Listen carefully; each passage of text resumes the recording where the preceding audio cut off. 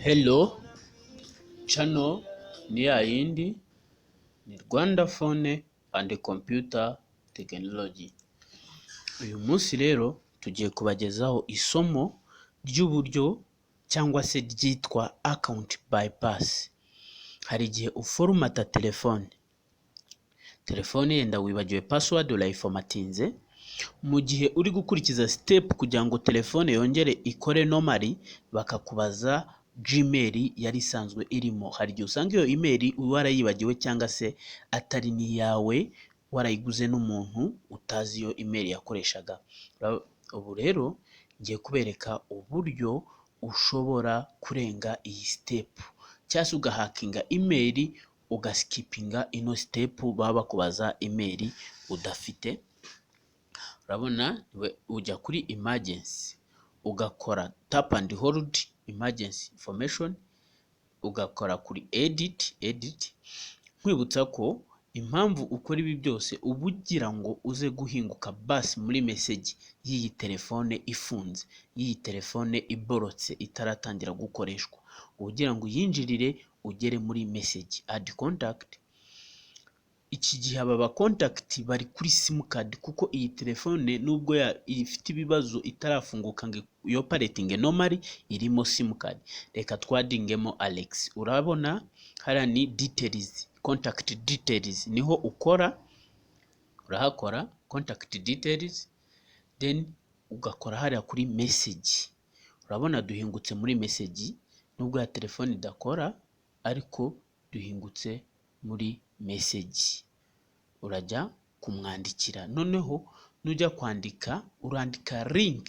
Impamvu wandika link yenda urugero twandike youtube.com ni ukugira ngo ya link tuze kuyifashisha twopeninga cyangwa se dufungura duhinguke kuri browser cyangwa se tubashe gufungura internet ya telefone yacu ifungishije icyo bita FRP code. Cyangwa urakabona akagufuri hejuru, ka kagufuri ntikatuma hari icyo ukora. Urabona ndasendinze ya message, mweze message ya link ya YouTube www.youtube.com. Then urakora kuri ya link uholding, tap and hold, then connect. You see, connect, then press okay. Iki gihe urabona duhise dufungura internet ya telefone ifunze, ya telefone irimo code, kuko nta yindi nzira, nta handi wari bwinjirire kuko ntiwari kuharenga udashyizemo ya Gmail, ariko ubu buryo buduhingukije muri internet yayo. Kora search, usearching channel runaka cyangwa usearching ikintu icyo ari cyose kuri YouTube, kadushyiremo Rwanda Phone and Computer Technology, ari iyi channel iri kubagezaho izi nyigisho. Urabona iriya niyo channel ibagezaho izi nyigisho. Urabona tumaze kujya inyigisho zigera mu 10, ndetse n'abadukurikira bakurikira inyigisho zacu 421. Urakora kuri iriya channel cyangwa se uyifungure kugira ngo ubashe. Ibi byose ni ukubikora kugira ngo dukuremo cyangwa se duhakinge ya email yakoreshwaga muri telefone. Kora kuri ya channel cyangwa se kuri cya kintu icyo ari cyose wasacinze, nigifunguka urabona then main menu. Urabona hariya ujye muri setting, urajya muri about. You see about. Iki gihe tuba dushaka ikintu cyose cyaduhingutsa kuri Google Chrome cyangwa se kuri browser, kajya kuri YouTube terms of service, then urabona tubonye Google Chrome, kwa openinga na Google Chrome cyangwa se indi browser iyo ari yo yose iri muri telefone yawe. Sasa ni kuri Google Chrome ugiye gushyiramo urubuga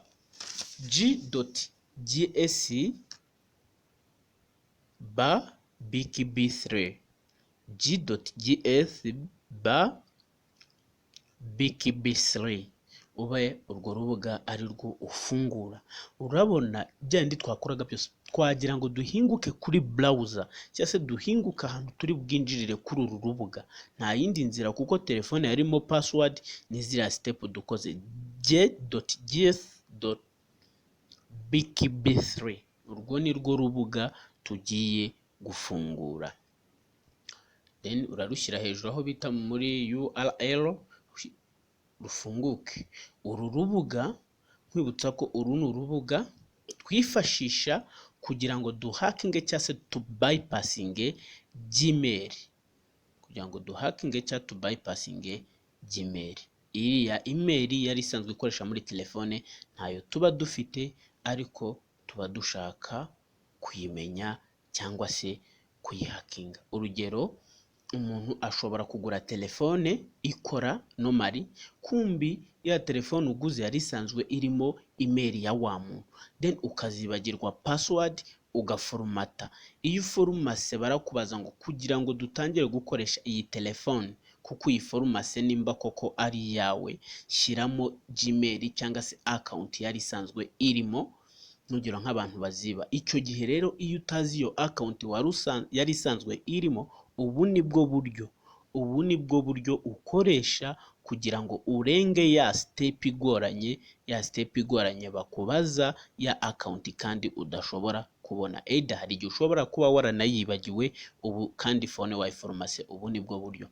Rwa rubuga rwacu rwa g.gs/bkb3 iyo rufungutse rufungukana icyo bita ads cyangwa se advertisement. Turakora kuri skip ad kugira ngo turenge bira byo kwamamaza, duhinguke ku rubuga rwacu nyirizina.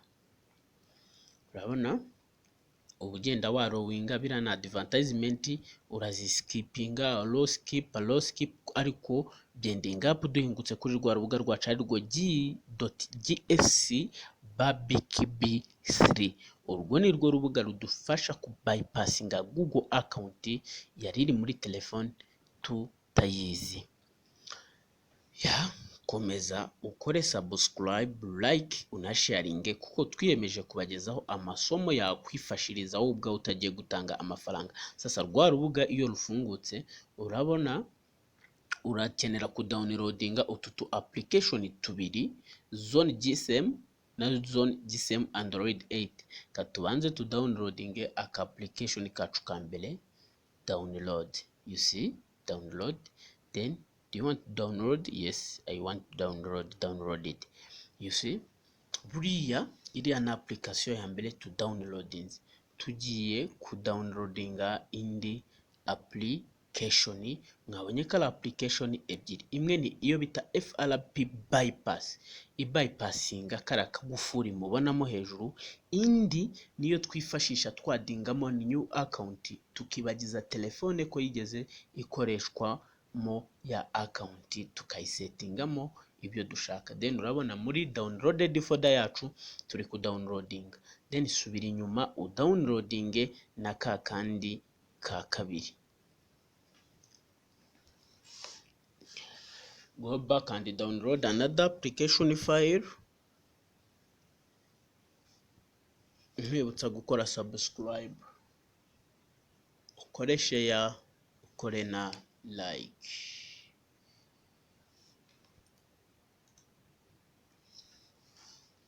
Iyi ni application ya kabiri nayo ka tuyi download.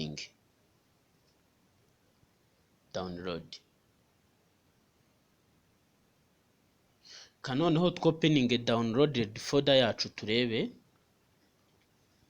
Nkwibutsa gukora subscribe. Ibi ni isomo abantu benshi batazi kandi ryagufasha kwikemurira ibibazo ntawe ugiye gushaka. Urabona ko turi kudownloadinga izi application.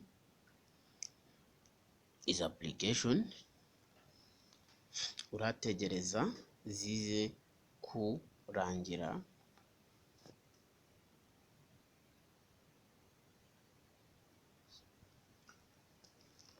Ibi byagufasha kwikorera ibyawe. Then application ya mbere urayainstalla, allow from this source. Igihe application ni ukugira ngo ihabwe uburenganzira ko ba install, ukayinstalla. Iyi ni application ya mbere iba yarangije kuba downloaded bita FRP Bypass. FRP rero ni kara kagufuri cyangwa se niyo code ibirimo ivuga ko utayirenga udashyizemo ya Gmail nyirayo yakoreshaga. Tegereza ari ama application arangiye, cyangwa se iyi n'indi application urazesitara, kuko na application ebyiri. Hari ya FRP Bypass izagufasha kubypassinga ya Gmail, hari n'indi izagufasha kuloginga in, iriya ya kabiri bita login fix, izagufasha kuloginga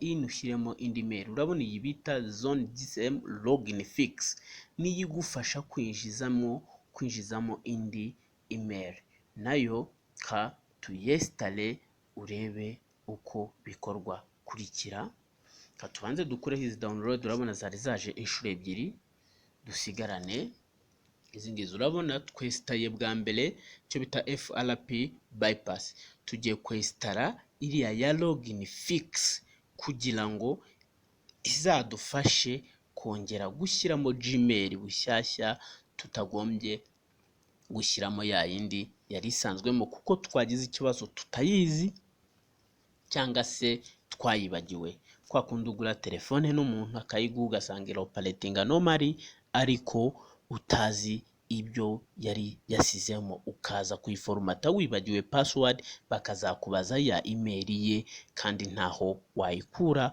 utanamukontakitinga. Katwesitaremo iyo bita Google Account Manager.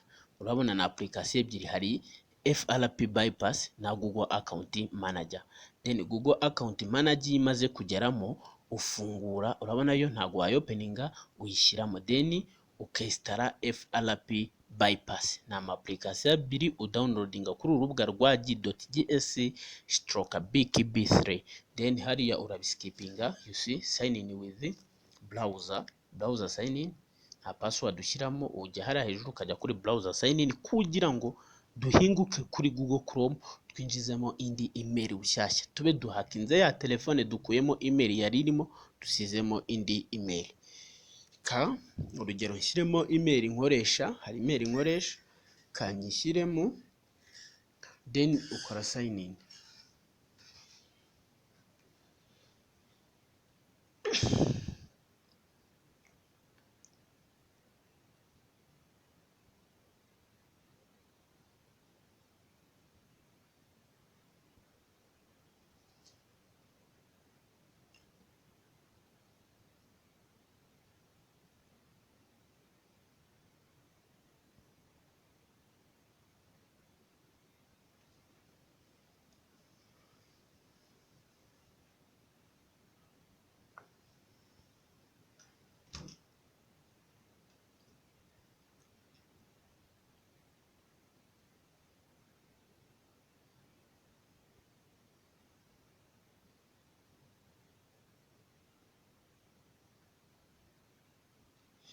Urabona iyi ni email nkoresha,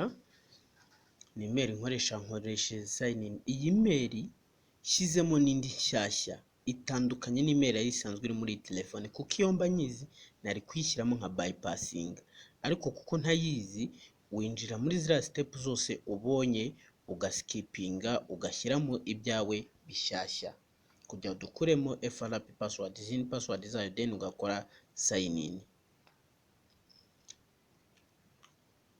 Ngategereza. Aha email yacu turaba tumaze kuyinjizamo. Icyo ukora iyo umaze gukora sign in, uristatinga telefone,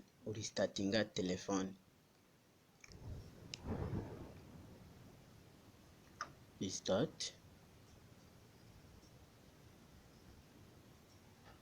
Uristatinga telefone, nkwibutsa ko ubu buryo bushobora kugufasha igihe waforomase telefone yawe kandi utitaye kureba ese ni iyihe email yari iri addressed in, ese iyi telefone yari iri addressed cyangwa se yari iri assign ku yihe address.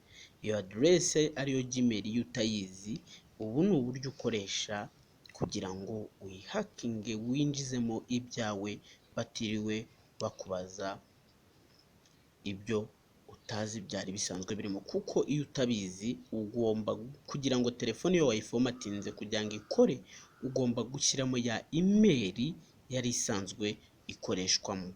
Ubu ni uburyo bwo gukora bypass cyangwa se kurenga icyo kibazo ukabyikorera ku giti cyawe. Urabona mpingutse ahandi, let's go skip. Aha ni igihe ufitemo amasimukadi, nkanjye mfitemo amasimukadi, niyo mpamvu ngiye kugenda for calls. Ibi ni ibisanzwe. yeah, then set up as in new. Let me use no need kuko twakoze sign in, skip urabiskipinga, continue, then skip. Aha ni ugushyiramo fingerprint, I don't want to skip anyway, then more. Aha urabona ntago bongeye kutubaza ya Gmail. Mbere twabikoraga twagera bakatubwira ngo please shyiramo Gmail yari isanzwe iri muri iyi telefone mbere yuko bayiformatinga. Kurabona duhise dukora bypass cyangwa se turenga ya step ikomeye cyane batubazaga Gmail twifashishije za step mberetse. Urabona telefone iratse normally itangiye gukora. Ciao ciao, ndabakunda, ibuka gukora subscribe, share, like kandi kugira ngo ujye ubona ibikorwa byacu bya buri munsi.